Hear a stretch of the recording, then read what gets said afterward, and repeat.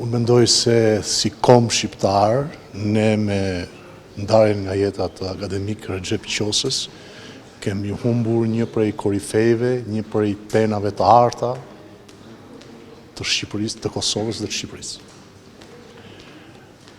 Humbja është e madhe, megjithatë do të thoja që gjithçka që ka lënë akademik Recep Qosja është një pasuri e jashtëzakonshme.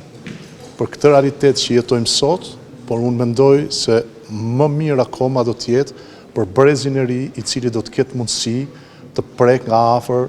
tezat e tij dhe gjithçka ai ka bërë për letërsinë, por edhe për ta parë atë si një person i cili në momentet caktuara ka pasur idetë e tij të caktuara, qoftë edhe për zhvillimet shoqërore apo politike, qoftë në Kosovë, qoftë në Shqipëri. Në Shqipëri, Recep Qosja gëzon një reputacion të jashtëzakonshëm.